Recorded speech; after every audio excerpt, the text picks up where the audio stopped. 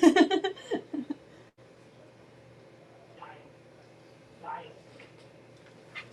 she has her number on. Yeah. Never realized that.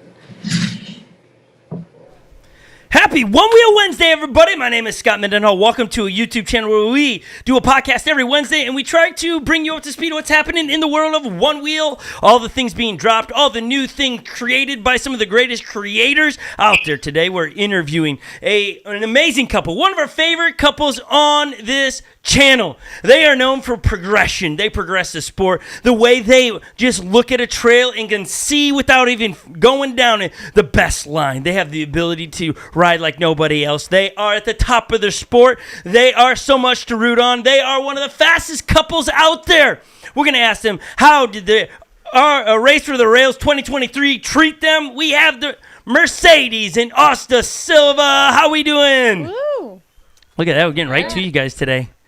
Right into it. Hi, guys. I introduced you first before I introduced Lily over here who cheered, and then we got Holly on the other side. Hey. They're all in here. Hi. We's all here. We're all here. You're having us again? Oh, we're trying to make sure we keep it where you guys are the most interviewed on this channel. So the minute Bodie gets on here, we have to... He's kind of number two. You two are always neck and neck, so we always have to have you back on to keep you secure in the number one spot on this Scott Mendenhall and Friends channel. So, But we don't have favorites. These guys are no, we do. It's very clear.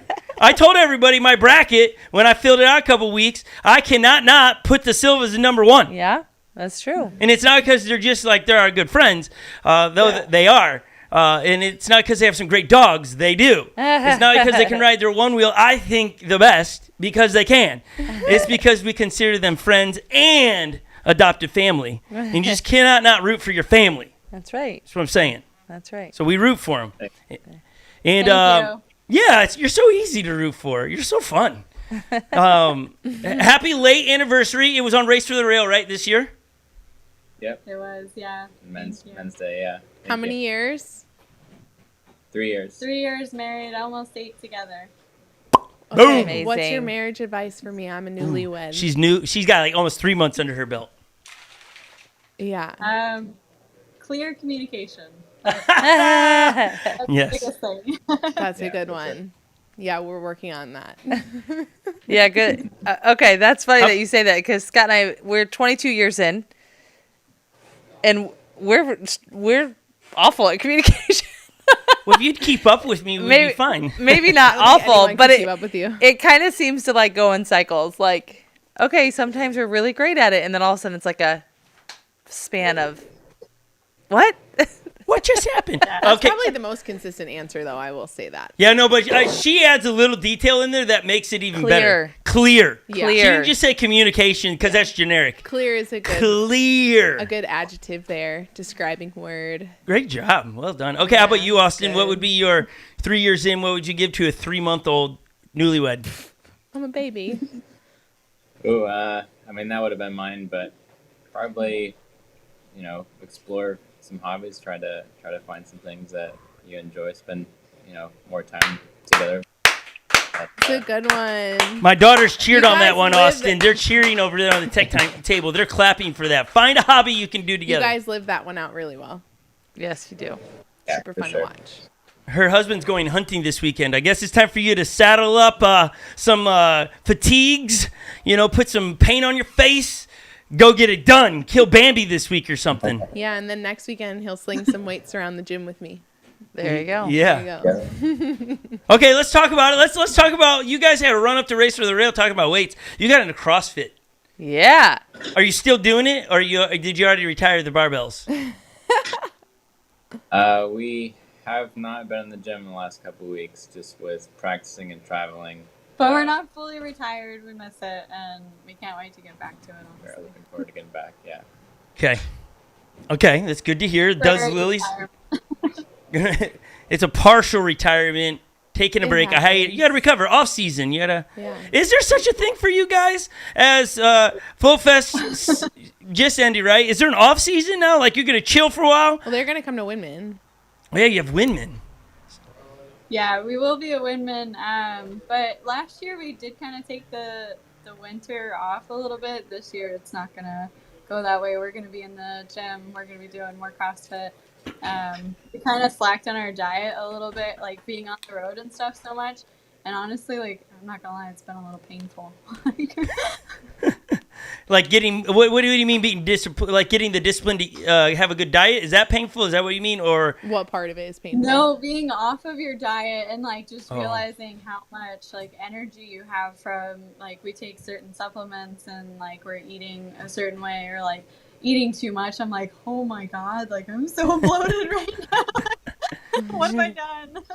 you sound like Lily. Lily's like, that happens to her. I don't remember the last time I told you I felt bloated. I don't write these things down in a journal or something, but I would say in the last 14 days. Oh my God. And usually what she says, I need a kombucha. That'll fix it. Why do you laugh? That it's true. It's funny because I haven't said that in so long. Oh my we should goodness. Move on. This is about them. Oh my goodness. Not me. Yeah, no. It's about Scott Mendenhall and friends, and it just all ties in. I need a kombucha. I feel bloated. Yeah, exactly. Exactly. That's what she says. My goodness. I feel good. The less carbs I eat, the better I feel. That's a good one. Oh man, but the more carbs I eat, the further I can run. Well, it all depends on lifestyle. Well, and types of carbs. Balance. You know what word I use instead of balance? And I'll let you ponder this one. Because I think I'll give you an analogy to why I don't use balance as the term afterwards. But I use the word rhythm because life is full of rhythms. Think about it. You might not be a musician, but you can hear music and go, ooh, something is not right. It just doesn't sound right. And all it needs is to one instrument be out of rhythm, and all of a sudden it just is a little off, and you can recognize it. Balance is stressful. Think about if I gave you 5 plates, keep them all spinning. Now you're stressed out about keeping them all going. It's like, oh my gosh, oh no, that one's wobbling, now that one. And balance sounds like you can do it. Rhythm is much easier, just getting sync into what your lifestyle is. Like when you're heavy racing, hey, that's the rhythm we're in right now, so we're going to stay rhythm in that. This is how we'll eat. This is how we'll sleep. This is what we'll drink. And then it's the off season. We'll get into rhythm of that. We're going to hit the gym a lot more, less time on one wheels. We talk about that a lot here in our family because you got 8 kids. And what we do is for a living, the holidays get super busy. You got a lot of family things, but then what we do as part of our job, holiday season is super, super busy. So we know that, all right, we can chill early fall, maybe take a couple more days off because when November, December hits, it's going to be chaos. We'll be drinking most of our meals. And so we just talk about what's the rhythm. You were just going to say we'll be drinking. Our meals, drinking our meals. Somebody's going to splice this up and go. We'll be drinking. We'll be drinking. We'll be drinking. They're going to go, the Silvas are Scott Mendenhall's favorite, and we drink. During the holidays. This is like, you have said a lot of things today that could cause Well, you just tie it, and then they just put in there, you're bloated. It's like this whole thing. We should just do it ourselves. Let's just edit our own. Canceled. Okay. But does that make sense there or no? Am I crazy? I like that. Yeah, that's a good way to look at it. that. And then it brings peace for yourself mentally, right? Because when you're knowing the season, you're in your rhythm, it's like, oh, I know I'm going to get back to the gym because that's going to be the rhythm I'm going to be in there. But here, I don't need to feel guilty because it's just not part of the rhythm right now. But we talk about a lot. My wife over here is staring at a headphone set. I'm struggling today. What's going on with you? Well, these headphones are not working. These headphones hurt my ears. And I need to get my hair colored. Oh my God. I don't want to be on camera. Is that what you're saying? You look great. You look great. Just you don't need to get your hair colored. I'm just teasing. We got bloated Lily over here. Need hair color over there. Hey, everybody, I'm doing okay. I blame you, Mercedes. I'm doing okay. If you're all wondering. I mean, I got sawdust on my arms. Like we're sawing out the floor to the studio slash offices today. The new one, we're ripping the floor out. It seems backwards, but we need to put insulation down below. And so we're cutting out the entire floor to do said thing. So I literally just threw on a different shirt so it appeared like I was You're clean. Well, I got sawdust in my hair. No, we're good. These are working fine. I'm okay. Okay, great. I'm glad you're good because all is situated. We got the Silvas for a short amount of time. Yes. Okay. Yeah, we're not even letting them talk. I'm sorry. I said we're. We suck as interviewers. I own part of that. You own the mess. Okay. Where are you? Because you're either on a Hollywood set about to do some stunts on a green screen because you got a green wall behind you. Okay. Where are you filming? As you guys, you're pointing to the We're sign. at the Float Life right now in Sacramento, the float shop. That's so fun. Like, I don't know if people actually follow the sport like I do, but like you were just on the other side of the United States on Sunday, right? We were, yeah. Yeah. Oh Did my you? gosh. And you drove back because you drive everywhere. Holy Yeah, we cow. drove all the way over there and then all the way back all in the last week. That's crazy. How do you feel? Yeah. Do you want to get in the car? Tired. Pretty exhausted, yeah. Oh, no wonder you haven't been to the gym. When do you get one? When are you going to get a full night's rest? What's on the docket now? Tonight. Tonight, yeah. Good. Oh, you guys are awesome to even squeeze us in your That's- travels. Thank you so much. Like, how'd you do it? You just like drive nonstop? Did you end up stopping one time? I mean, how many miles is that? It's 2,600 one way, I think. Oh, wow. 27. So we, on the way there were like 2 times where we just couldn't get through like that little 3 a.m. to 5 a.m. period. And so we stopped for like those couple hours, and caught up on like a little bit of sleep. And then on the way back, we ended up stopping a couple of times, I think, for like 4 to 6 hours, something like that. Wow. Yeah, that would be tough. yeah. No, thank you. No wonder she says clear communication. Their brains are foggy most of the Most time of the from time. Most of the lack time. of sleep. Just kidding. What you guys need, I should have shipped you out some Beam, put you out for a good night's rest. Stuff is That's so it. Oh, I've been thinking Yeah. about some of that stuff. Oh, I like that stuff.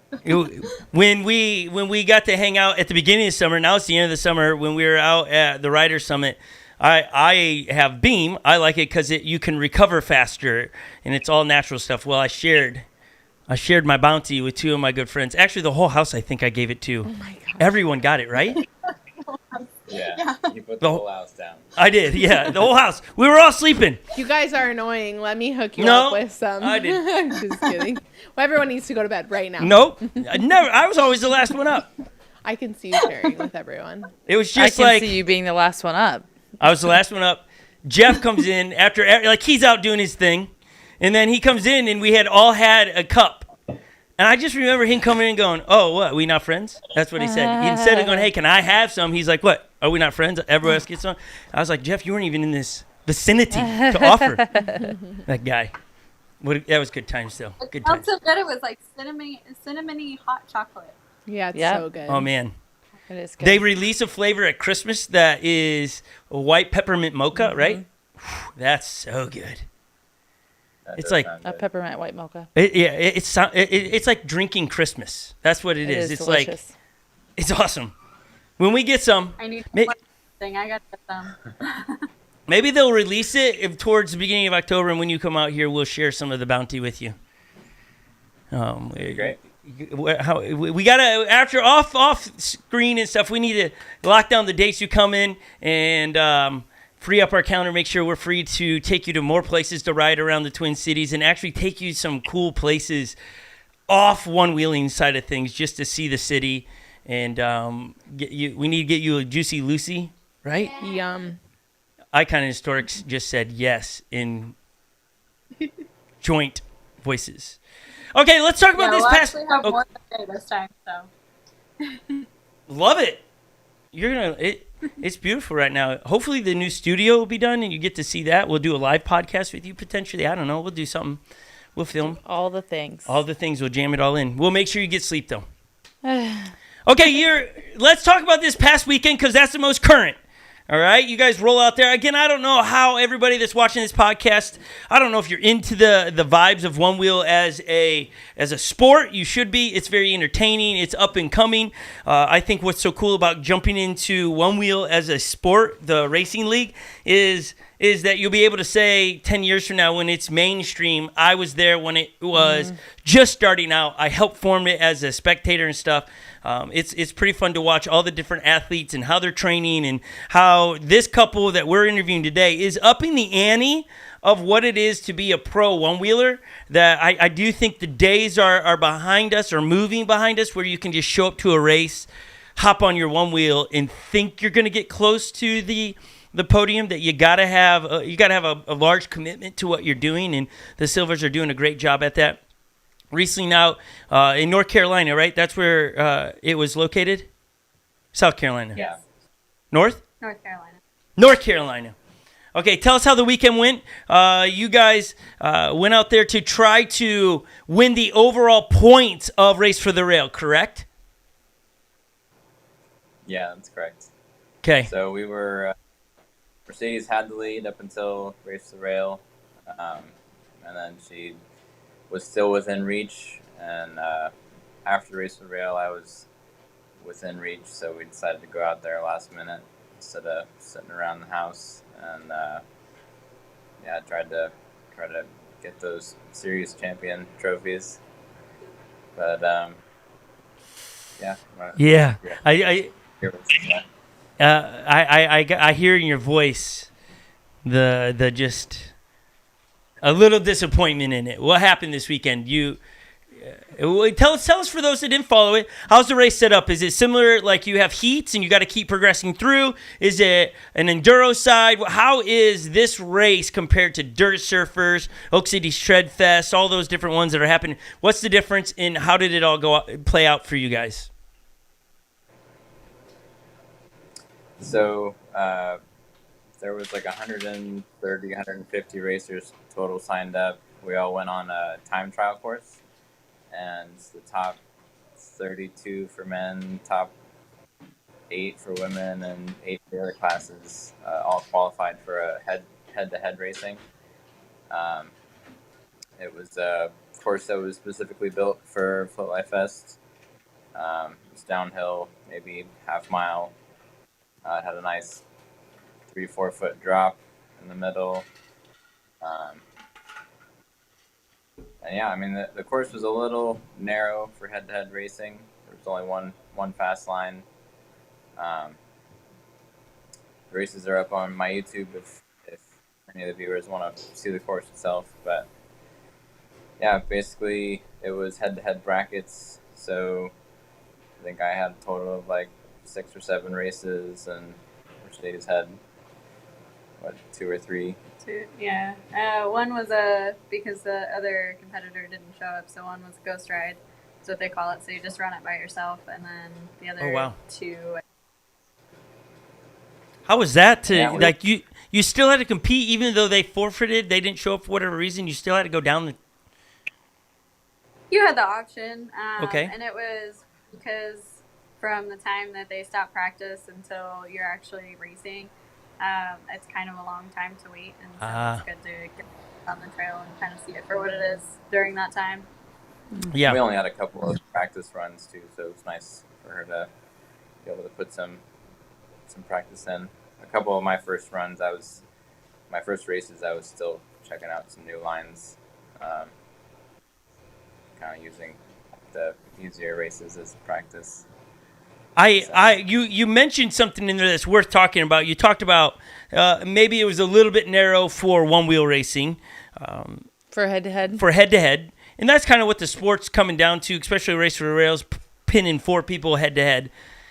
You know, I thought it was great in Race for the Rail where you had the wooden stumps. I don't remember what the feature was called, but there was at least 3 versions of it. And it's 3 versions because they all have their pros and cons to it.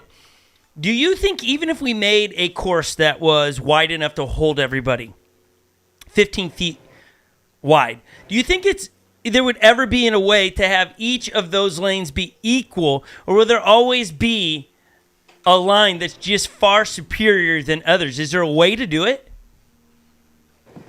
I mean, yeah, you can set it up so that as long as it's wide enough, none of our courses right now are wide enough for head-to-head racing. There'll always be one fast line, but you can have other lines that are close enough. So say, there's 3 fast lines, one's the fastest around a corner, for instance, but 2 other lines are within 5% as fast. That would still be okay because someone coming in with, more than 5% more speed, someone hunting, as they say, can still go for a pass. Right now, only having the width that we've been having, there's only one fast line, and you really have to veer off of that line in order to make a pass. And on the courses that we're having right now, you have to be like 15-20% faster in order to make a pass, unless people are making mistakes. And all the top pros, I mean, that's fine for like amateurs and beginners, but for the pros, especially in men, they're all so close that you can't get enough speed in order to make passes.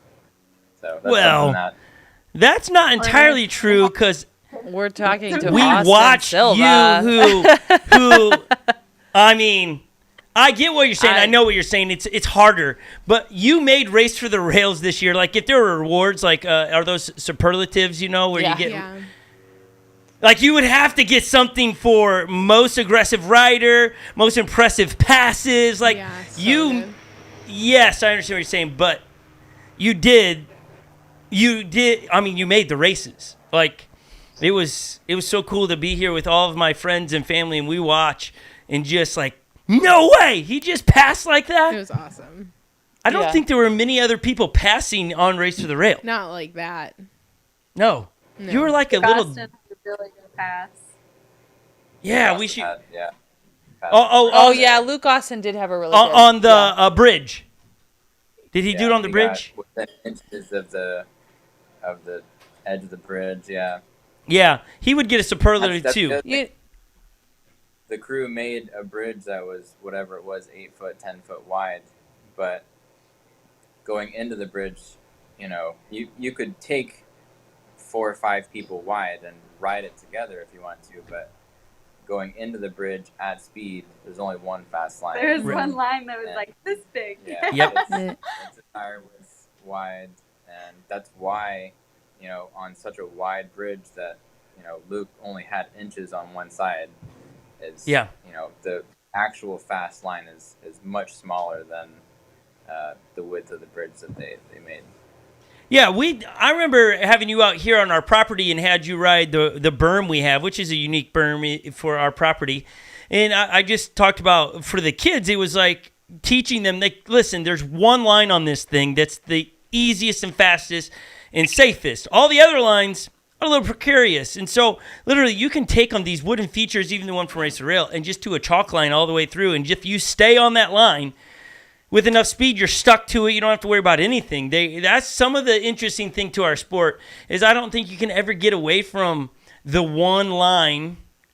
Because like you said, there was 8 feet bit tall or wide, however you want to say it. But the pitch, the angle of it made it not as smooth or fast or easy to ride, because the pitch on that berm or bridge, whatever we're calling it, right, just it wasn't favorable for a fast line. And so that makes it tough. Let me ask this. So you guys go from Race to the Rails. Did you ride all custom at Race from the Rail? Like, not custom. Did you ride all one-wheel parts? We did, yeah. I think 14 out of the 16 men, and I'm not sure how many women, but most of the riders. All but Rachel, I believe, yes. Yeah. Which, there is something to riding the setup that you're used to. Yes. And props to them for denying that. But, yeah, I mean, I think it was nice. Like, I enjoyed their tire. And their custom shaping. I mean, everyone had access to that, but the custom shaping was amazing. As soon as I went back to my board, I was like, "Oh man, I really miss it." Oh, that's what I was gonna ask. Yeah. Did you race with what you raced at Race to the Rail this past weekend? And you just answered my question, didn't you? You went back to the other. Yeah, they didn't give us the boards with like custom shaping on it or anything, and obviously it's not available yet. It sounds like they're hoping like really soon, but not for the Float Life Fest race. Was it available? Right. And yeah, you could tell I missed it. I was on the trail with Rachel too, and she's like, "Oh, I miss it." I was like, "Yeah, me too." Did you guys race with the one wheel tires this past weekend, or did you go back to the enduros? We went back to the enduros. Yeah. How did that feel? Did that feel like something more natural in a sense? Yeah. So the course out there was all hard packed, and it was newly built this year, so it wasn't really packed in. There were a lot of there's a lot of erosion, and some of the corners were off camber. So Race for the Rail was great for the 7-inch tire. Everything's real smooth and flowy and wide. But with the single track we were racing on out there, a lot of roots, some rocks, off camber stuff, and chunks into the clay. We needed a tire that we could roll over against the off camber turns and do stuff. And enduro was a better fit for that. Nice. Yeah, the 7-inch tire would make that a little bit more. I don't know, difficult. It just would change it, right? 7 inches make it a little bit harder to. At least the way I'm riding my one wheel, I just feel like that 7 inch is good at times, but it also doesn't fall into all the corners as easy as the enduro. Yeah, especially for off camber stuff. Yeah. And anything that can catch the sidewall that sticks out. Like there was roots and rocks and stuff that could jolt the board sideways with the extra sidewall, horizontal sidewall, and also with off camber with a larger, flatter patch, the board is rolling away from the corner a lot easier than, and it makes it harder to hold an edge off camber turns. Yeah. Yeah, I think, again, I'm not a pro status. I'm a Joe. I always want to make sure people understand that. I'm not looking to compete against any pros. I know my place. It's right here behind a camera or filming another pro. But I felt like I like the one-wheel tire, but I think what it would be is I love the enduro and I like the one-wheel tire. I think it serves a purpose, and I could see if I raced more having two boards with two very unique setups, because I think there are times where that 7-inch tire is going to be really nice to have. But that enduro tire, there's just something about it that allows you to ride in chunk, but also when you get really smooth, it just seems like a very good, I'm going to use the word hybrid tire. Now, I am curious to see how one-wheel's tire eats snow. I think, again, the enduro tire from Float Life was not created to ride in snow. I do wonder what the one-wheel tire would ride in snow with it being wider, if it's going to allow us to get better traction. And, to be honest with you, Silvas, we're going to know in about 6 weeks anyway, so just stay posted on that one. We'll let you know. Yeah.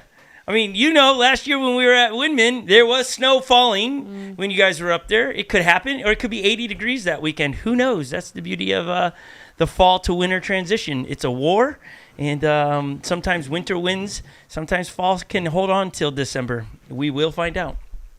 And so, okay, you're at the float life shop. Are you just hanging? Are you trying?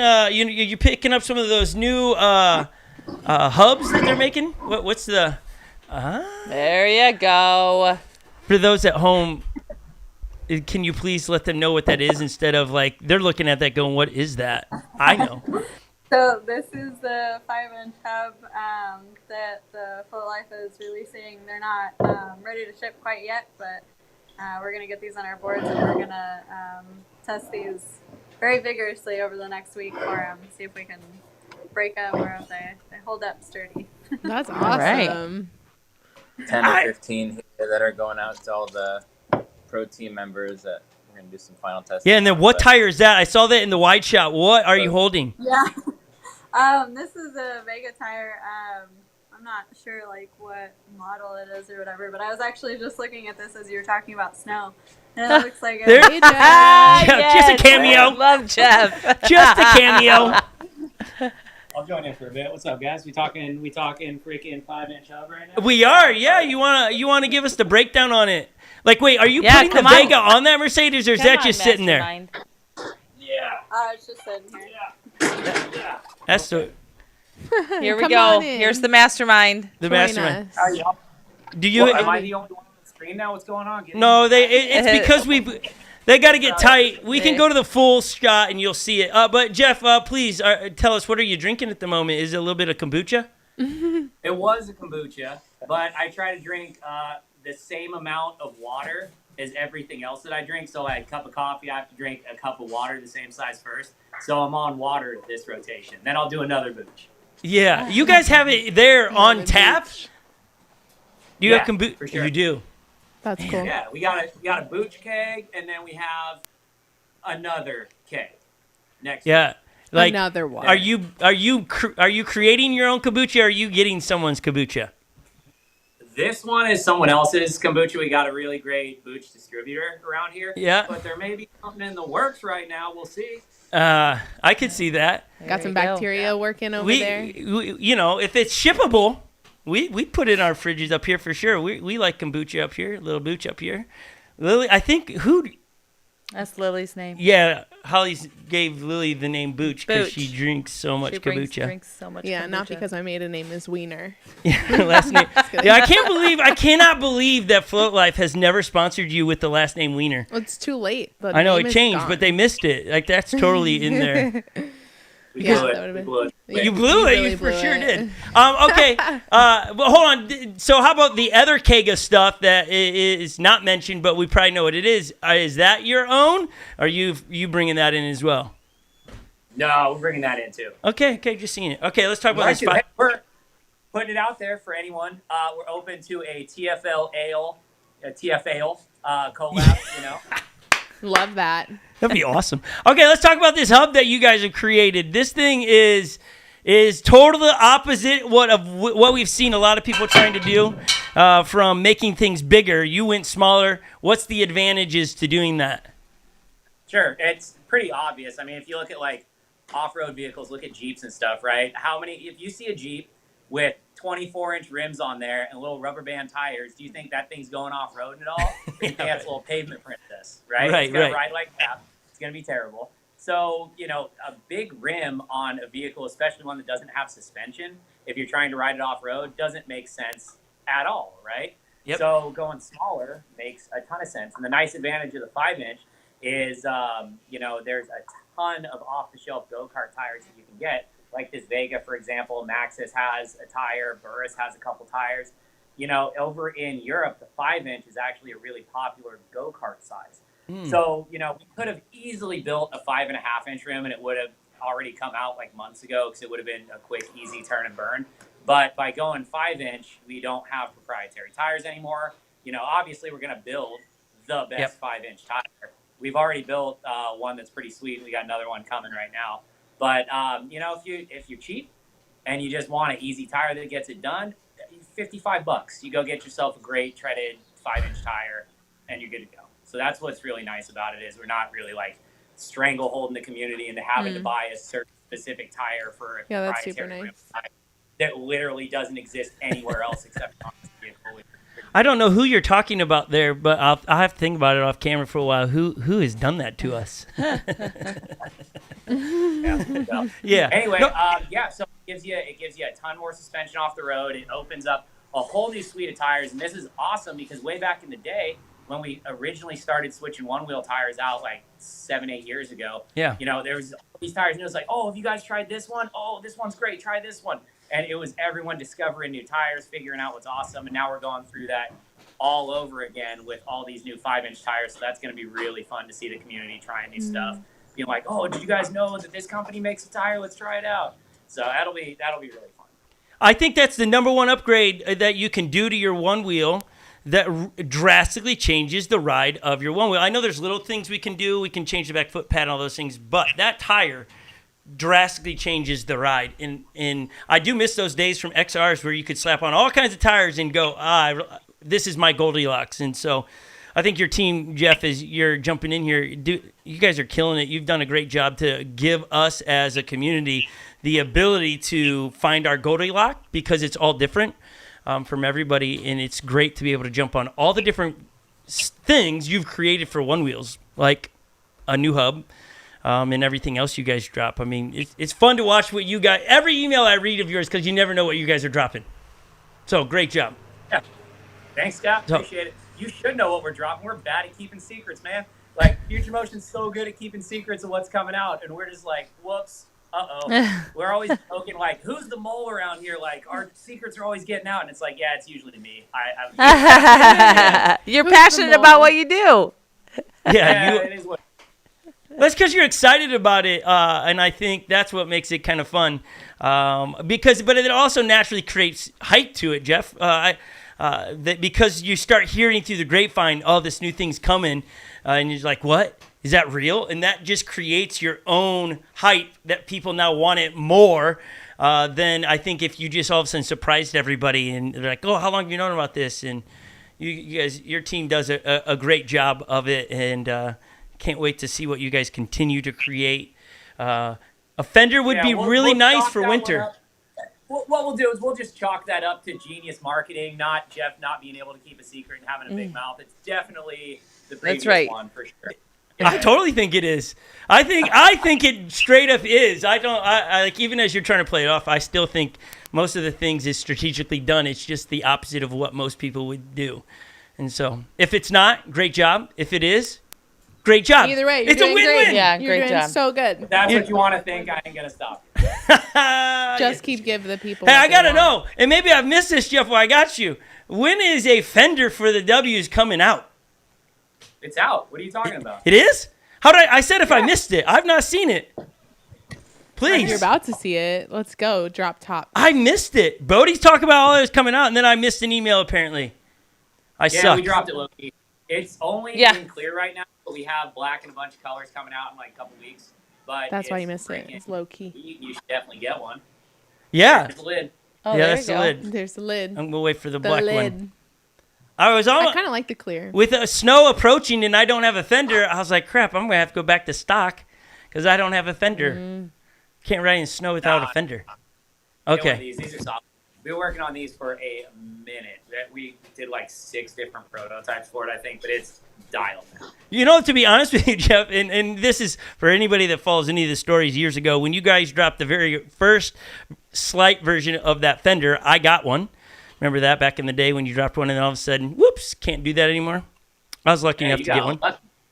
I did. I still have it. It's great.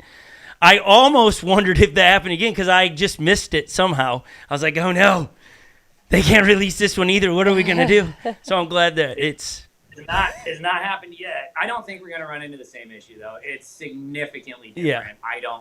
I think it'd be a pretty hard case to argue that it's too similar that violates IP, but you know, yes, that's not my decision to make. Yeah, I hope it's not. It's again, I don't think it's similar, and yours got to market before theirs did. So well done. That's the beauty. Ours is for WTFs. I don't know what you're talking about. Ours Yes. is for WTFs. So Brilliant. Which are not a recognized official rail. So I think we're good. No, but I did. Hey, again, Onewheel's changed it a little bit. I posted a picture the other day of the Steep and Deeps on my, for something, and they reposted it, and it says Float Life from the top shot. So that's. Oh, man, you snuck it in. Very No, careful. I think they knew what they were doing. Missed it? They knew what they were doing. Yeah. They've changed a little bit, I think, in their things. But nonetheless, Jeff, what else should people be looking, like when should we look for the hub hitting market? Do you know that date or you still got to test? We don't have an official date, but barring any catastrophic failures, which I don't assume we'll have because I think we're on 4th prototype revision right now.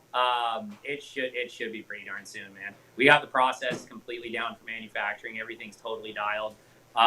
We just gotta basically put the box together, put them in it, and throw them up on the website. We're like really close. Okay, so but this is. who's gonna know first? Who's gonna know first are our tier 2 YouTube members. They're gonna get first crack at them, and they do take a long time to manufacture because they're milled out of billet aluminum. It's not easy to make them. They're not just die cast. So we're gonna have like small drops at a time. Like hopefully like weekly small drops we'll have going forward. So you better get them while they're hot, or you're not gonna get them. Tier 2. Better become Yeah, a tier 2. if you want one, jump on one. Like tier 2 is the best thing to do if you know don't want to do tier 2. Totally cool. You know, sign up for our newsletter. They're gonna get first crack at stuff. The SMS text messages will get first crack at stuff, and then keep an eye on our socials after that. There's the order. And now for those at home, they're like, what's he talking about tier 2? On YouTube, you can subscribe to YouTube channels, and they do a great job of that. You used to have 3 tiers, and then you said, I don't know what you actually said, but it felt like, that's just a lot of work. Tier 3 was such a headache. It was for us. Yeah. So tier 3 was like every quarter we send you a box with limited edition gear in it. And I thought it was a great idea. And I was like, oh, this will be super easy. Well, turns out, so it's $20 a month, which is like, it's kind of steep, but you know, $60 over a quarter, get a sweet box. The problem is YouTube takes a huge cut. So boom, that's right there. And then we have to count shipping all over the U.S. Depending on how big the box is, that's another huge cut right there. And then, you know, it takes forever. I had to do this Excel spreadsheet because there's no way to like easily export stuff out of YouTube. And it's a crazy Excel spreadsheet. Brandon hated it from an order fulfillment standpoint. But by the time we're all said and done, we had like $20 or $25 worth of budget to fill this box full of awesome stuff that people would feel like they got a good value at $60. So it's just like, no matter what we did, we lost money on every single box. It was a huge headache. It cost us a ton of money. No one was happy about it. We stoked out like 3 people out of everyone. People were like, oh, I don't even like this hoodie that you made for me. So we had to kill it. It was getting to be worth the headache.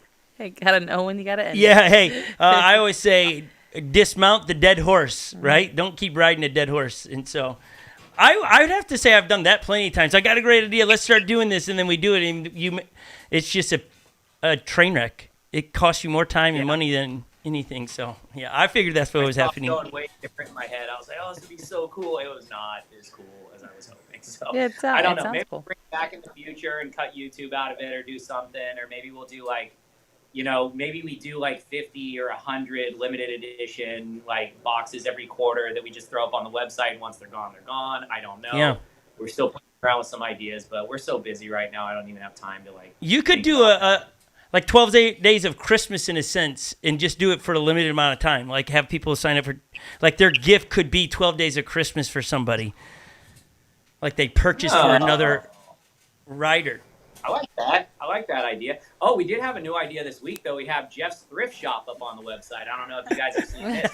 So we have all of this like prototype gear that, you know, prototype and like we're testing stuff. So we'll test a pair of WTFs that come in to make sure they ride good, and then we don't know what to do with them because we're switching them out for another set. So we've got a ton of used gear on there, a ton of prototype stuff, and it's just on the website. A bunch of stuff is already on it, but there's probably still some stuff on there. We're adding new things to it on like a weekly basis, so you can always check in cool new stuff on there. I hope people jump on it. It's gonna be awesome. Again, you guys always you guys have to have like a million new ideas a day, and then you're like, well, we'll take the top 10% of those because you guys are always doing something new, creating something new. It's fun to see what your team, which seems rather large, again, from a viewer's perspective. So it seems like you guys are always having a good time out there. Have you ever? Let me ask. We always having a good time, man. We got ourselves a rock star team out here. So you do. Shout out to all the boys doing it. Have you ever had to knock heads though? I just don't ever see you having to knock anybody's heads together. Going, would you stop jacking around? On a daily basis, are you kidding me? have you seen these boys? It's a daily basis we're knocking heads, man. But that's great. You don't want to surround yourself with a bunch of yes men, you know. Yeah, you want right. A bunch of constructive arguments all the time, and you know, it's a lot of times it's like, no, my idea was definitely the best, and I told you so. And then other times like, yeah, wow, I didn't even see that, man. You're totally right. And I gotta eat crow, you know. Eat crow. So we got people coming in. You just come on in. You might as well say what up. Yo, what up? What's up, Lily? Do you know what eat crow means? Yeah. What? It means like I just have to deal with it and keep moving on. Like I get the saying. It's like if you were wrong in a debate, then just like stop debating and eat crow. We're close. There's not really a great way to describe it. I completely understand it. Yeah, no, you nailed it, Lily. And nobody Thanks, likes Jeff. eating crow. Crow does not taste good. So, Yeah, you ew. know, it's Gross. I think people in Kentucky like Suck that. it up. Oh my word. No, they don't. Why Kentucky? I was just in Ohio, and Kentucky I is a lived in unique Ohio. part of our I always country. give Kentuckians a bit of a hard time. Nonetheless. all right, guys. Well, I totally taken over. You the did. Scottless podcast right now. I'm gonna get going. But anything you guys want to talk about before I take off here? Someone's dying to know about the GT GT Bang. Bang, yeah, in the chat. Like they posted like 10 times about this. So Is that It's so frustrating. We're like almost at the finish line, though. I think. Fingers crossed. So we'll see. We're hoping that we have them for Christmas. Fingers crossed. Okay. But it's looking like we should. So it looks like a Black Friday sale to me. That's what that sounded like. it's such a mess. Hopefully, it'd be great if we can have them by then. But it's like, I don't know if you guys know anything about compression molding UHMW, but it's like a huge nightmare. You can easily injection mold UHMW, which it's not the same thing. So UHMW is the type of plastic that the bangs are made out of. You can't actually injection mold it, which is basically like the super easy way to mold things. It's how basically everyone makes their plastic parts. You've got the mold, it fires the liquid plastic into it, it cools down for a second, pops open, boom, you're done. Compression molding is completely different with UHMW. It's like, it's a powder, you have to like put it in by hand basically. Oh, wow. Compression mold, you have to sit in the mold and set up for a long time or else it just gets warped. So your turnaround time on it's a nightmare. Basically no one does it. There's like 2 companies in the US who do it. No one in China or anywhere else that does it. It's tough to do. But you can do an injectable form of UHMW, which is like a UHMW HDPE blend, which is what other folks who advertise their stuff as UHMW are doing. But it's not nearly as robust. It wears out a lot quicker. It's like not even close to the same. It's like, you guys know how tough bangs are. I mean, shoot. Yep. Jesse Perkins on his original set of bangs from years ago. Wow. That dude nose drives all over town. He's never switched his bangs. So it's like, if you want it done right, you have to do it that process, but that process is a nightmare. And so just trying to get it all down. And with these new GT bumpers, they got this crazy slot side in them, so you got a multi-part like. It's so frustrating, but we're close. We're really close, I think, and we're almost there. So bear with me, please. I wish we had it a year ago. sometimes all the I people love need your is an energy. explanation. Yeah. Like your reaction to that literally go hand in hand with the emojis this person used. So like what you feel is what they feel, but people don't assume that. People just like think that you guys are floating on cloud 9, not getting anything done over there. And I'm not saying Quaid, I'm not saying you think that. Months now, and we're just sitting on them. Yeah. Sometimes an explanation is good. Yeah, I wish they So were done thanks. forever ago. We actually have one set actually of GT bangs in UHMW right now, but it's not even compression molded. It's straight up milled out of a giant block. Oh, UHMW. wow. It's easily the most expensive bumpers ever made. It's like multiple days of mill time. It's insane. So Raquel has those on her board.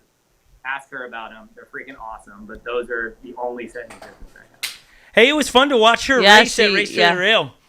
Yeah, she Yeah, was it's cool awesome. seeing her back, huh? Yeah, been a wee bit, but you know, mom. When you become a mom, you can't. It's great. hard to do that. It was fun. It was fun to root her on. Yeah, it's good seeing her back. She didn't get hurt. That's the most Yes. exciting part of the whole thing. You know, I was worried. I was very worried. I'm like, you can't break your leg. I can't take care of this kid all by myself. Yeah. All of a sudden, when a child's involved, injuries to the mom is very different than before. Yes. Very different. Consequences are high. Yeah.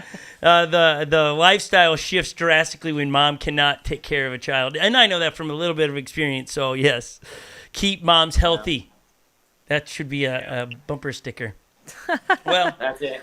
thank you, Jeff, for jumping in here, giving us some insight on some of the hot products that are coming out, and can't wait to see when the hubs hit the mainstream market. Can't wait to try those. This will be exciting to hit some trails with that. Yeah, man, you're gonna love them. They're awesome. It completely changed the ride. But I'll let Austen here tell you all about the 5-inch hub because he's actually ridden it a bunch and he loves it. You rock, Jeff. All right, Austen, let's transition to your thoughts as Jeff has set you up so perfectly. What is your thoughts and Mercedes on the 5-inch hub? Why would someone want to do this?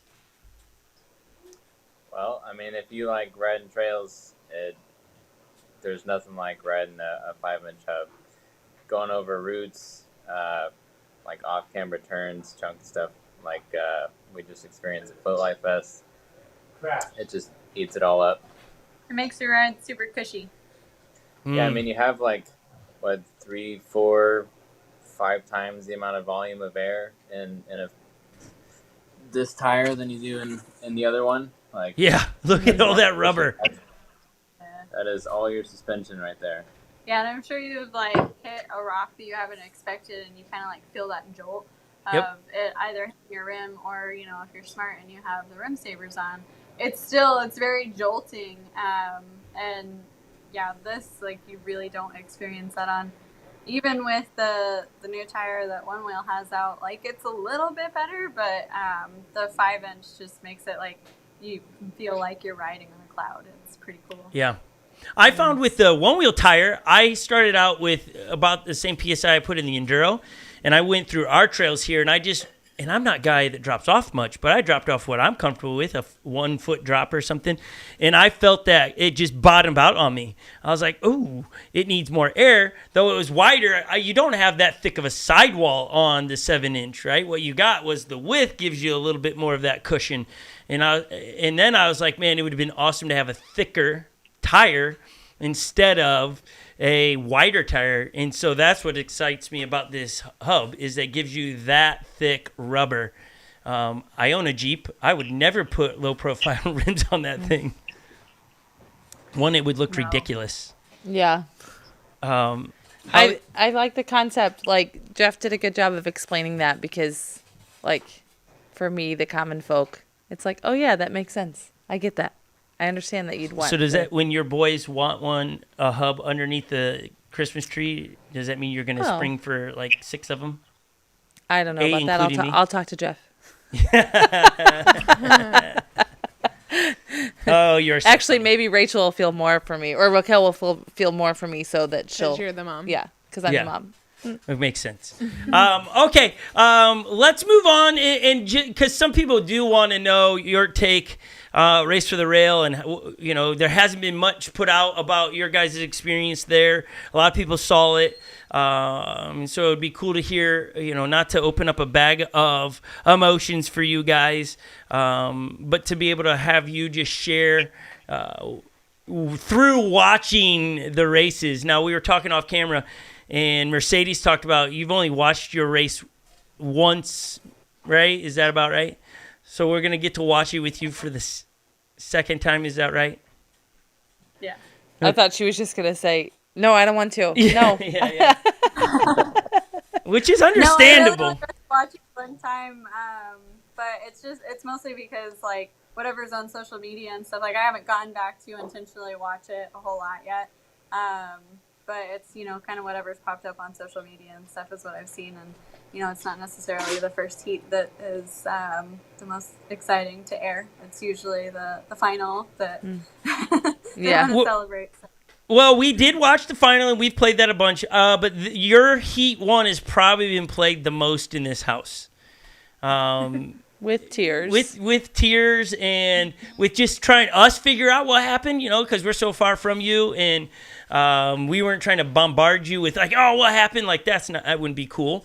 So we were just trying to dissect what was going on in the trail. It did look like where you fell the first time. Again, my speculations, where a lot of people seem to get squirrely in that section, it seemed like. I don't know if that is exactly true from what I'm watching, but it was, and a lot of people in our community up here are rooting you. We're always rooting you guys on and wherever you're at. And so as people came over to the house, they would ask, how'd you guys do? And we would just replay the heats. We were just like, here, you watch. And so we've played them probably more than most. But that's because maybe we're unhealthy fans. Maybe that's the problem. We're your crazy fan base. Maybe it's our children. I don't know. So what we're going to do, Mercedes, is we're going to roll the first heat, and you just kind of walk us through and what happened. And we're just talking about your race, the others. We just want to hear your perspective, okay? So we're going to put it on the screen. No audio it'll just be your voice. I can help ask questions. Austen, jump in as you will. Would like to add as well, as you know the course as well. Okay, so Mercedes, here is your Heat 1. You were picked by the masses. 32%, I think, picked you in brackets to be number 1, to win overall. Yeah, that was an amazing amount of support, honestly, that I got from people. And it did add a little bit of unexpected pressure. But I really can't put into words how much that means to me to have that much of the community support me that much. It was impressive.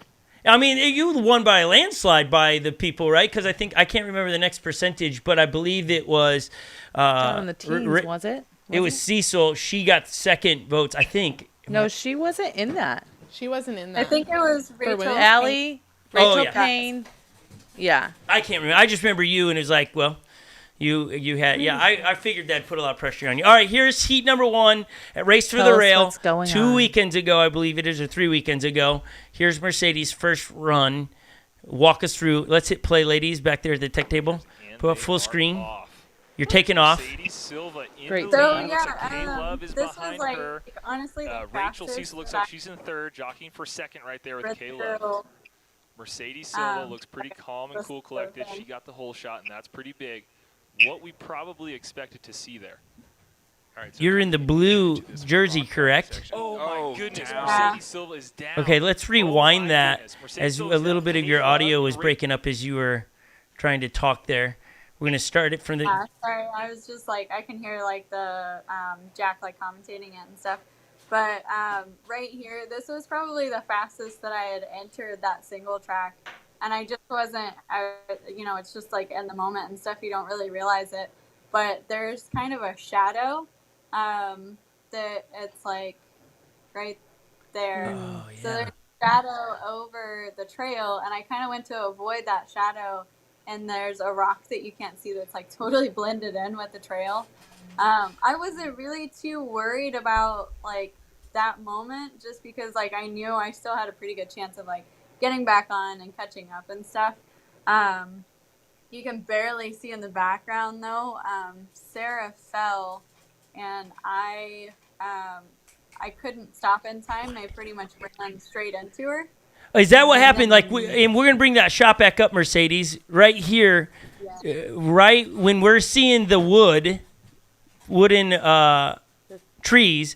You're going to see just in the right-hand side, in the background, you and That's Sarah Meeker in the back. Yeah, Sarah falls right there. Yep. And I couldn't stop in time because I had already gained so much speed. I ran right into her, and then I went to get back on my board, and it unfortunately the front footpad did not engage for me, which Kay. I just saw Kay had the same thing happen to her right in front of the camera. Yeah. And then I was so flustered. I came off at the end of the logs. I still caught up, but I don't really have a ton of experience in passing and stuff, and the line that I chose to pass just wasn't really a good one. Again, in the moment you're a little flustered with what's going on, so you're just kind of thinking to yourself as soon as possible. Sometimes that's not the right spot to pass. And that's just kind of what happened. I came off my board again, and then Sarah ended up taking second. And honestly, I was really happy for her, just because I know she's worked really hard. She's gone through a lot in her journey to get there.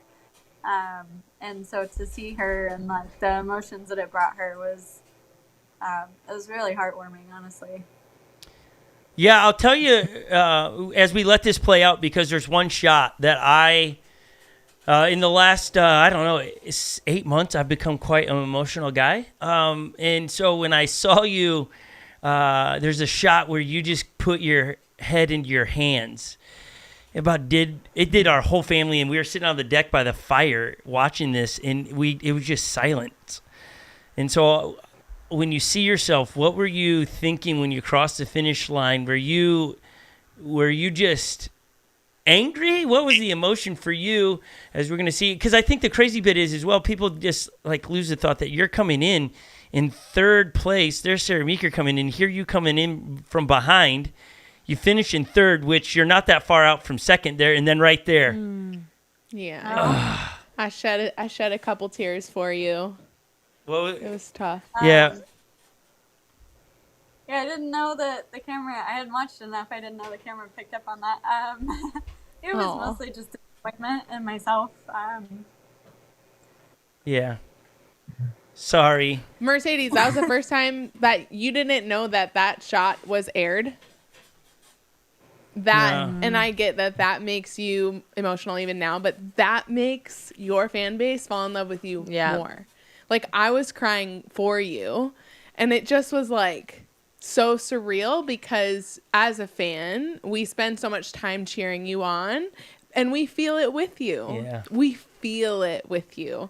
And then we get that fire that you have now, like, no, we're going back. Like, she's going back, and we're going to get this next year. So. Yeah, and then as you were sharing, like, going down, like, thinking, here you are thinking Sarah Meeker has worked so hard, and, like, you're like, it was so heartwarming to see her, and I'm like, this girl is amazing.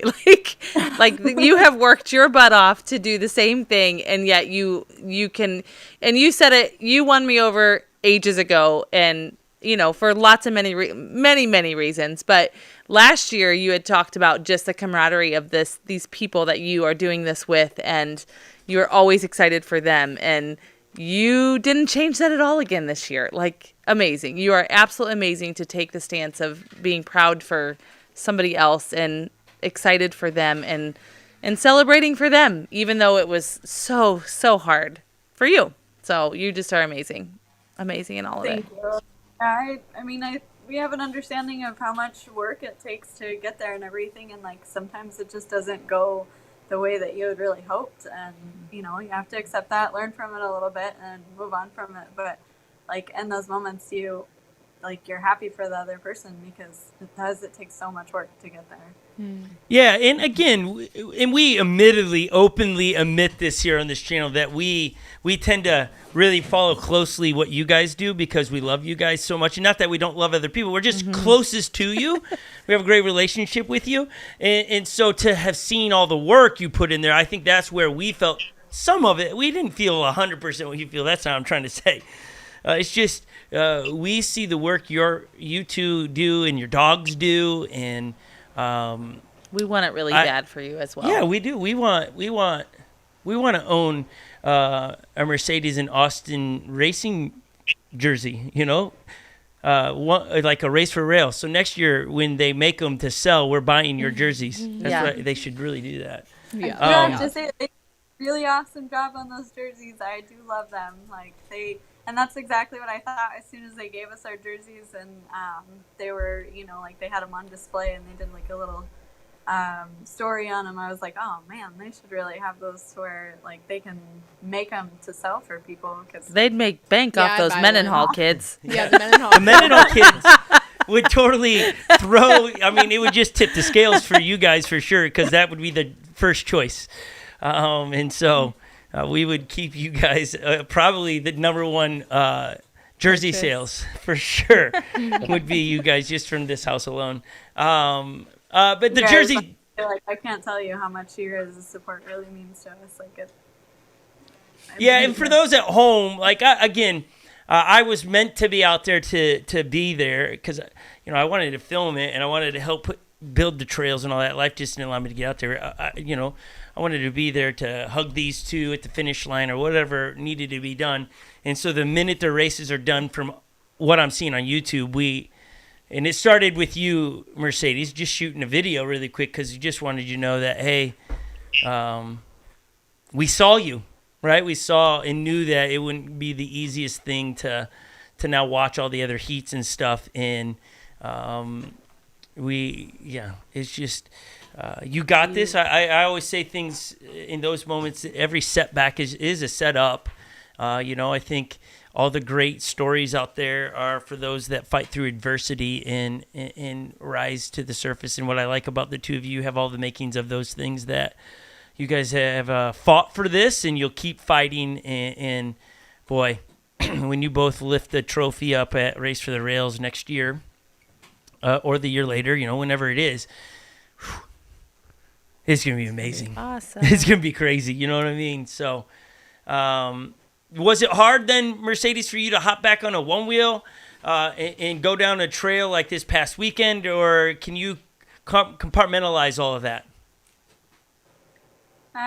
No, it's not. It's really not that hard to hop back on. Like, it's just what I love to do, and I have a great time doing it every single time.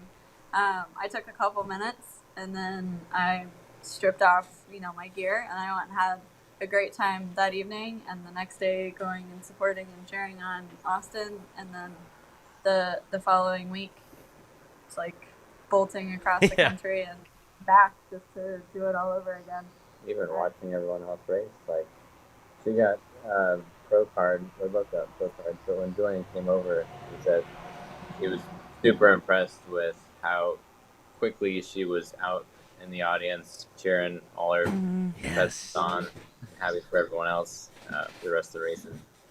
That's awesome. Again, that does not surprise me. Yeah, about that's you. why I say you guys are pros. You act it, or you don't even act it. You do it on camera, on your board, but then when no one else is watching, and it's not easy for anyone that's ever competed. It's not easy when it doesn't go as planned. You put your whole year into something and you don't get it. It's not easy for anyone at home that doesn't know that. It's not easy, and to hear these stories coming out, that's what makes it impressive and fun to follow you guys. So, Austen, what was going through your mind when you watched Mercedes go down like that?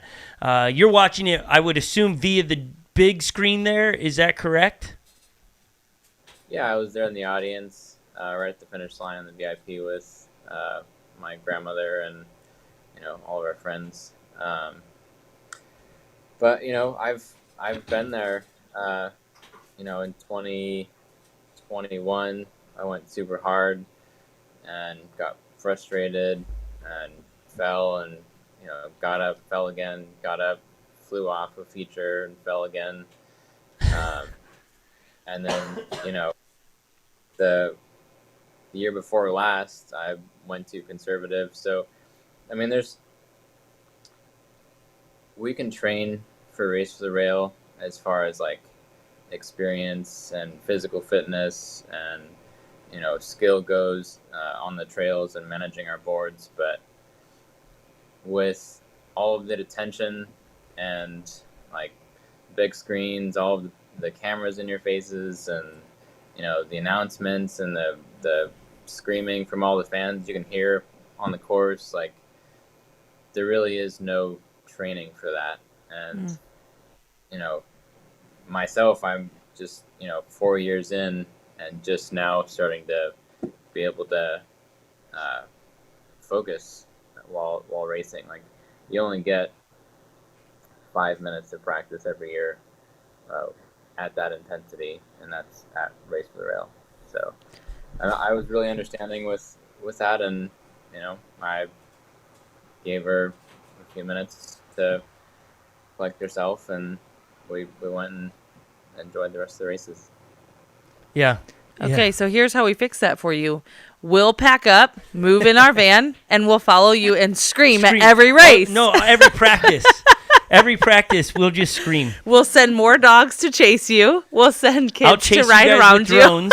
Because I was thinking about that. Like, those drones, like, again, as a viewer, they're awesome because I get to see you. Oh, but they're so close to you. So like close. I one of the shots in one of these heats we'll probably see here. Like, it's right behind you, Austen, because they're trying to capture one of your passes, and it's like, man, if they're not paying attention, they're going to run the back of you, and if you're not focused, you're going to think about the drone and how close is it behind me. It's all of that comes into stuff that I just, again, I'm analyzing this stuff because I want to talk about it. Mercedes, I bet you I'm one of the 1% that saw that shot of you. But who are we looking at in the race, right? You. In that heat. We're trying to see where you're at and what's going on through your mind as fans and just being able to support you. So I don't want you to log off going, no, did anyone else see? I would assume if no one said anything, they probably didn't see it because they would have been looking at Sarah Meeker coming through in that thing. So well, you did just point it out. I did now because I would. If I didn't do that, would I be a good podcast host? I do have to point out a few things. We did see that moment right away, of course, because we are paying attention to you guys, and we all kind of did the same thing with you. All the kids were out. Yeah, we felt it for you for sure. I mean, it also meant... I would have to say, like, one of the most distracting things in that race, like you were saying, is, like, the announcing. Like, as you're coming down, you can kind of hear the, like, live announcing that's going on, like, through your race and stuff. And, like, one of the things, as soon as I went down, I mean, like, you can hear all the cheering, like, all the way up on the hill. It just, like, the noise travels and stuff. I heard Jack over the intercom goes, "This could be the biggest upset of the day," and I was like, "But it's not yet." Like, yeah, I remember that. Mercedes is down. Mercedes is down. He didn't know what else to say. Yeah, and then distracting. yeah, that I didn't know you guys could hear that. I didn't know that either. Because I think on one side Jack did such a great job calling the heats. I don't know if it's the best for the racers to hear because the way you call an event is different than you would do it knowing the racers, right? Because you can influence it that way.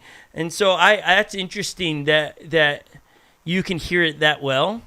Because, again, as the caller, those help tell the story to those that are watching it that aren't familiar with the sport. But for you there, you don't need to hear that. Because it's not over until you cross... a little bit of fuel, honestly, like for the first fall. Just because I was like, but it's not yet, and it doesn't have to be, and so like I still have plenty of time to catch up. And then the second time, or like the last time that I go down trying to pass Sarah, that was kind of when I was like, oh, this is it. Yeah. Aww. I do wish and I said this last year, I would love I've got to come help this part. I do wish they had cameras that I know during the race that we wouldn't get to see, like the fight for you to come back to even finish in third. There's a story there. I think last year it was Rachel Payne who she fell a bunch and then still came back and finished second or something. We didn't get to see all of that. And there's a story inside that's worth telling because let's be honest in life. We don't all win everything. We're not all first, right? There can only be number one. There's a whole lot of people learning a lot, fighting to get to second or third, and that's where some of the bigger moments in life and life lessons are. So it wouldn't it be great to see how you rode through all that because you were riding against a lot of adversity in between your ears, right? The story you're telling yourself. And Jack telling you at the same time. I don't know if there's a way to share, but we have a chest mount of her race, so I can put that up on YouTube or something for people to watch later. Or you can just send it to us if you don't want to put it out. We'd love to, as a family, see it and just cheer on and But no, it'd be great if you. One custard in there at the very end. I was like, oh my gosh! Like. I like how you say that in case you're all right. Hey. My kids watch every superhero movie, and their superheroes say some words that, probably aren't the best for them to hear. So, all superheroes have those moments. Mm-hmm. You're just like, who's Thor's wife or girlfriend? What was her name? Anybody? Oh, beats me. What's her name? I can't think. Okay. Anyways, we gotta get to Austen. We gotta get to Austen, and we gotta go quick because we are going way past time. Mm-hmm. Jeff came in and hijacked the thing. They might need to leave. Do we have 5 more minutes with you, or you guys got to roll? Yeah, we have time. My iPod's dying again. Yeah. This happens every single time, and I still don't plug it in. Well, that's because we get At on least with it you doesn't overheat. Let's hope it doesn't overheat.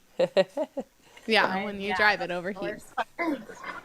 Okay, Austen, as she tries to figure it out, we're going to go to Heat 1 and let you walk us through Heat 1, which, again, Austin's heats are entertaining all the way through. Pay attention to Austin's body language through the thing, which is impressive, which just feels like, oh, my gosh, this guy is such an assassin. That if I had to title you something that's so great. You're an assassin. That's a good word. That's what I felt like. It was like any movie you watch where this assassin is just like cool, calm, and collective, just the coolest person ever you want to be. That's you. And then you just take people out one by one with like some kind of sniper rifle or a silencer. That was just you. And so here's heat number 1 with a great group of guys. Austen, as we put it full screen, walk us through how the first heat went for you. We'll put it full screen here. You're in the orange helmet. I am, yeah. Second lane. I knew Noah was going to gun for the whole shot there, so I kind of let him have it. I have experience with racing with Thor and Gerard. I had a feeling Thor would try and pass me at the same section as he did last year. Thor wasn't doing a lot of practice, so I knew, I had some speed on him through the other sections. I always tried to I practiced all 3 logs. The right one's definitely the fastest, but only by a small margin. So I practiced all 3 just in case, someone would go slow ahead of me. I had my own lane. I'm somewhat dialed back. Yeah, you think? Yeah.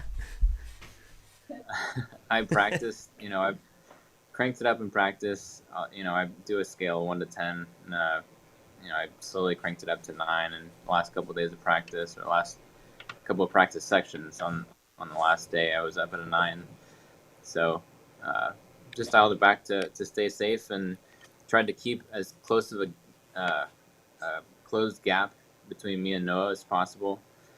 You can't see right here, but Thor goes in for a pass on my right, and he ends up accelerating into a roller and stuffs the nose. There's a chest cam footage on my YouTube that you can see that fall in.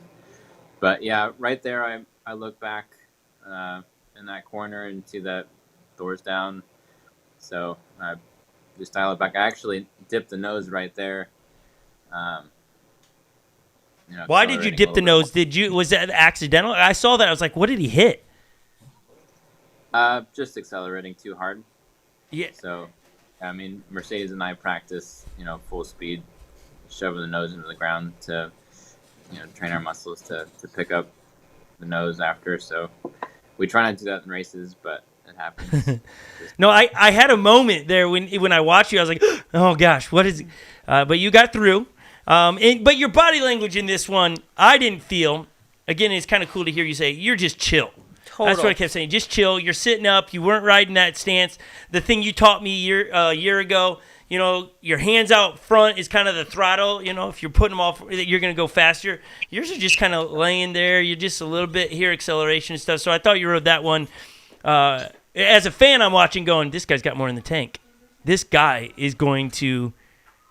He's primed. That's what I was thinking. So we get to Heat 2, which Heat 2 is super. Like you were just ratcheting it up as you were going, Austen. So here's Heat 2 of Race for the Rail, where there's an epic pass in this that I just was it the only opportunity you had where you're going to pass? Walk us through this one.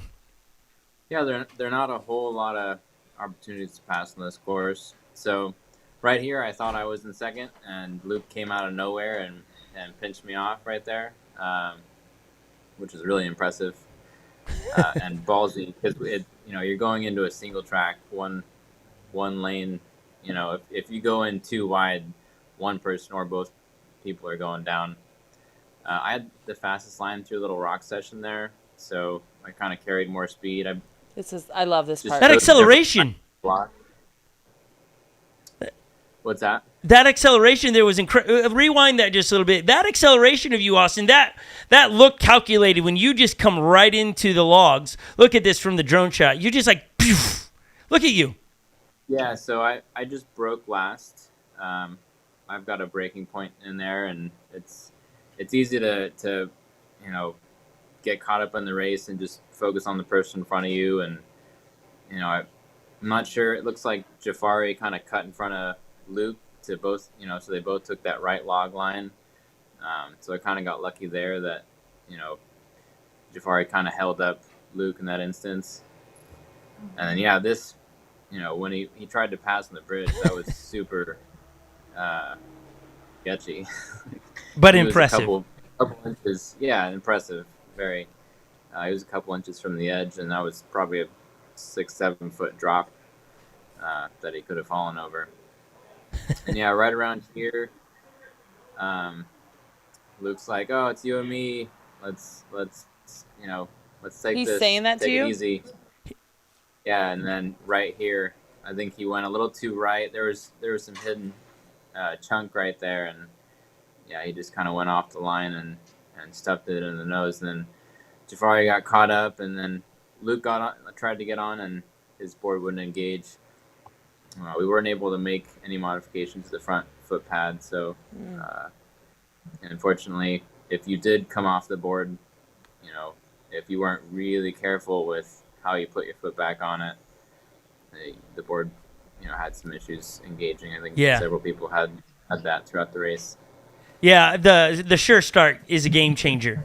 I mean, yeah, for sure. I was bummed that those couldn't stay because it also, in this next heat for you, if you had the sure start, it would have. It might have been a little bit different. We'll get to this is the finals. You make it to there.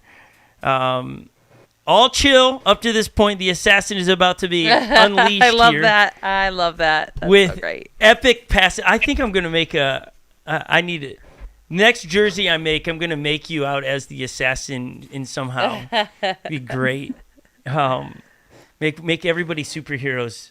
That would be hilarious. Okay. Anyways, here's the final heat of the men's. I mean, you win this. You did what you set out to do. Here you are. You start out last place, Austen. What was going through your mind? Yeah, so basically, Jafari and Tyler both had the fastest starts out of the gate, and I knew, if I really pushed it there, there's a chance for us to go 2-3 wide into the single track, and there's rocks on both sides. It's just a really risky move to push for the whole shot into the single track there, especially since we're not filtering into a corner, we're filtering into a single straight line. So I just let them have it and, plan to try and carry more speed over the logs. Look at this pass. Straight. Unreal. That is amazing. Yeah, Jafari, I tried passing him after the logs on the left, and he kind of pinched me off, and then I had my custom shaping max aggression to apex, so I had a decent amount of throttle, and I was able to throttle around him on the right. Yeah. And I carried a little more speed through that straight and over the bridge, caught up to Tyler. He made a mistake there in that first, corkscrew turn, or toilet bowl, whatever you want to call it.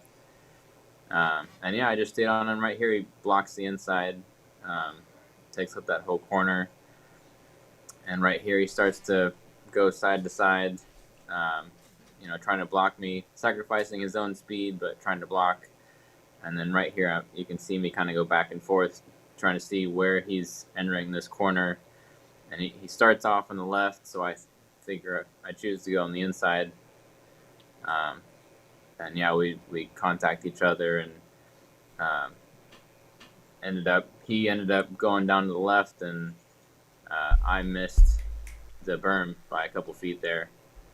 So we're gonna play that where you come into when you guys make a little bit of contact, because you try to hop back on your board and it must not have activated as well. Did you have that problem?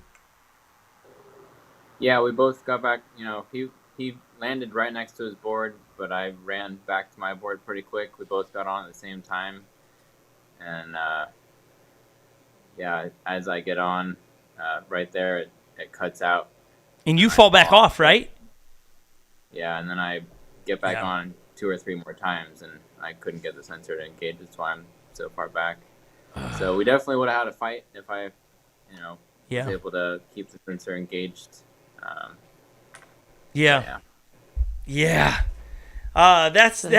That's tough. Though, again, I think when we talked to Tyler last week, he said you were so silent. He didn't know it was you. He thought it was Jafari, and then he says in that first turn he saw it was you, and he freaked out in his mind. He's like, "Holy crap, it's Austen," which made me think of a scene from Top Gun where Maverick's coming up on somebody and they go, oh crap, it's Maverick.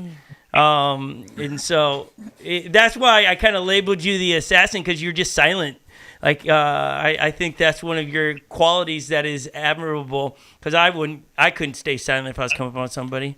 I'd be like either laughing, I'm coming for or I'm ya. coming for you. I'm coming on your left, but I go on their right, But no, you're just quiet. And yeah, you saw how much Tyler was going back and forth to block a pass. If I, normally, like you can see in like a mass race or something, I'll always call my passes just for courtesy.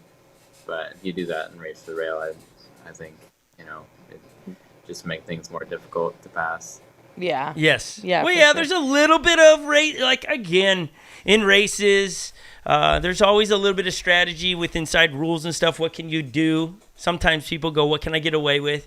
But there's just some of those strategies to. I mean, shoot, I've raced against you, and I think I put my arms out trying to keep you from being able to get. I mean, but in Scot Mendenhall and friends racing, that's totally legal. That's Race totally to the rail legal. that's definitely frowned upon. It's legal, actually. It is? Basically, yeah. I mean, you can be defensive. I think the rules are going to be kind of hashed out. I mean, so here's the technical rules: are you have right to the space above your board, and you have right to the line ahead of you, and you cannot have any offensive contact. Those are the official rules. The problem with that is, and you can also, rubbing is racing, so elbows and all of that are good. But the problem with that is, as soon as you make any type of contact with another rider, you push yourself and the other rider off of your own line, and you're impeding on that same space above your board. And any type of pass, even if there's no contact, a corner pass, for instance, you are taking the other rider's line. So there's still some semantics or whatever to be hashed out in the official rules, but I think where it'll end up is basically no offensive contact, and that's kind of how motocross is too. So, Well, but that's easier to judge then, right? The other things are harder to go, yes, that qualifies as impeding on whatever. But when it's offensive, it's very easy to tell that. I like if that rule would be put in there. I think that'd be great. I think can't cross into somebody's line. That's really easy to see as well. I think even when I see the two of you coming in, he chose high on the berm and you chose low.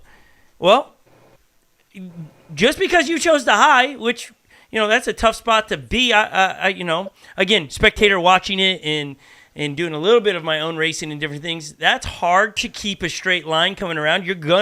If somebody's coming across you like where you were, I think Tyler, if he would have complained and tried to get a judge to say that I think he came into your line because he comes off the berm and crosses you.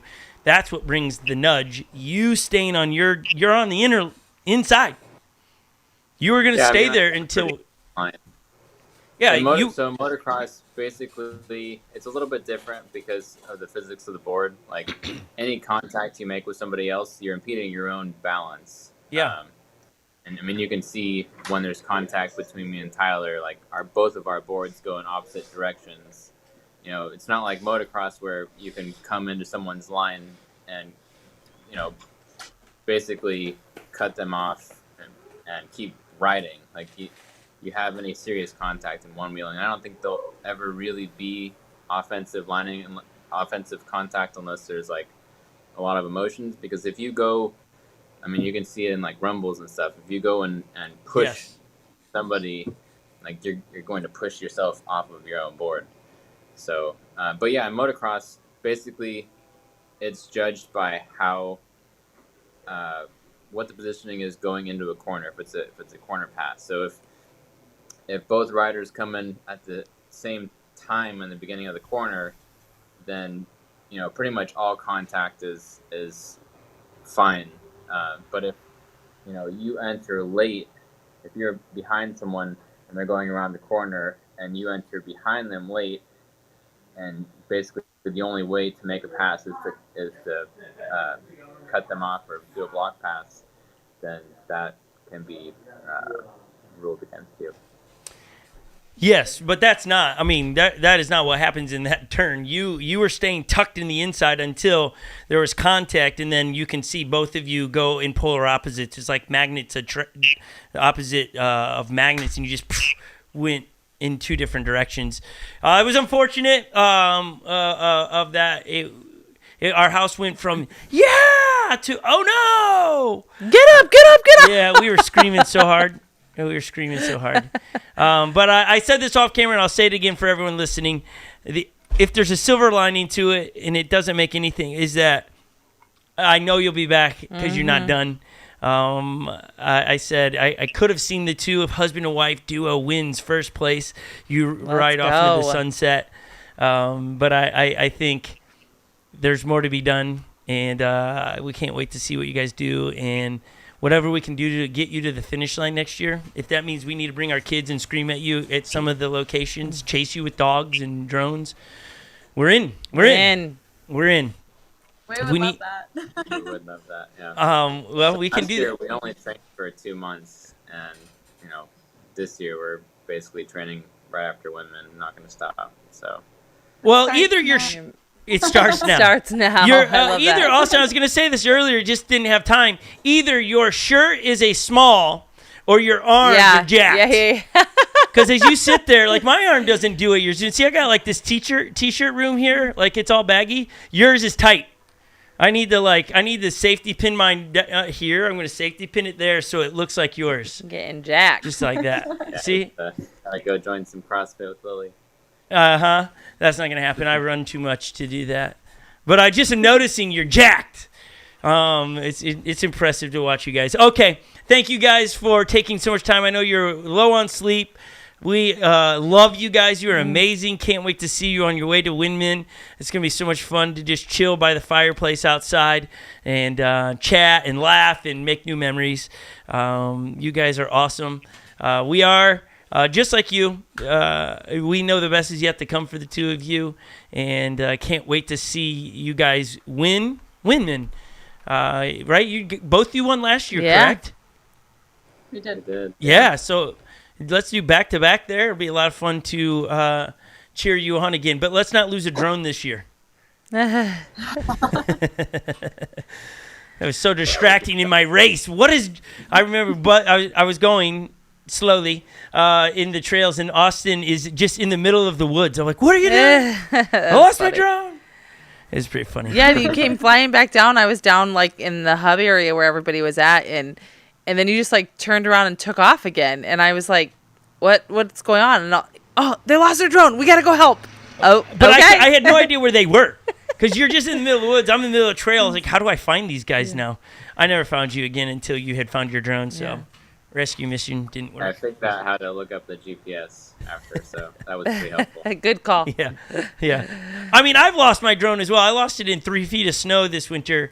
That took forever because the camera was still on and all I saw was snow. That's pretty funny. There's no like defining quality of snow. It's just snow. It flew off the drone. And so you're just trying to, what tree did it hit first? And as you slow the circle down, I captured the footage off my phone, put it in Final Cut, and slowed it way down so I could see the trees as it twirled. I go, I think it's this set of trees. And then I'm up to snow to my knees searching for it. So I've been there, done that. Yeah. Okay. Go have fun on the new hub, the 5-inch hub. Can't wait to hear more of your thoughts from that. You guys are superheroes in this home.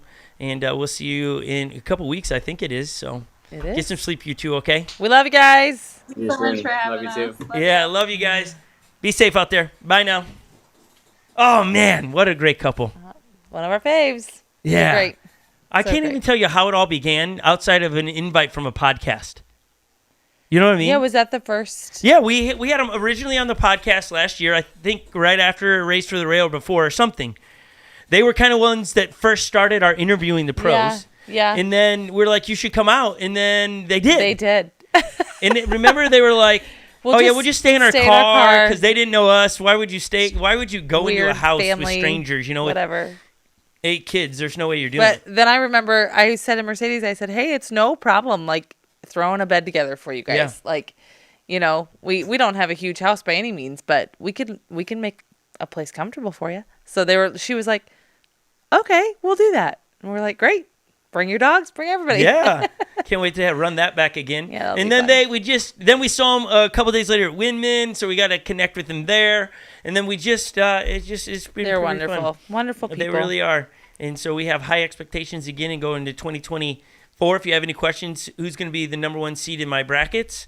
I think you know. Austen We and just interviewed them. Mercedes. They will be contenders for sure. Yeah. Now there will be dark horses that come into the equations, and we'll see how the season progresses. But I think this will put enough fire in their belly to. She said it. Go. It starts now. It starts now. Yeah, I got to mine's going to start now where I'm going to start sewing in my shirts so they look like Austen. Like, see, it looks so much better. My arm looks jacked. They make shirts like that. Like they make for men. Like What are you saying? I should really do it? No, I don't think you'll like him because it's just not. I'm not gonna Vans do it. doesn't make them. No. So I don't think you'll like him. I'm not doing it. Thank you, everybody that's watching. Give us a subscribe. We are a couple weeks out from having our studio done. We'll have so much content dropping because we have been recording so much of different rides and things. We just don't have a place to edit. And anytime we should be editing, we're in there working. And so we're excited about almost being done just in time for the winter season here to really crank out some content. So we're really stoked on what we get to do. Hang in there with us, and we will see you soon, because we always have videos dropping at least once a week as we do this podcast. Everybody have a fabulous day, as one of my guys just leaped off the desk. Whoops. Have a good one, everybody. Bye, Happy guys. One Wheel Wednesday, everybody. Yeah, we out.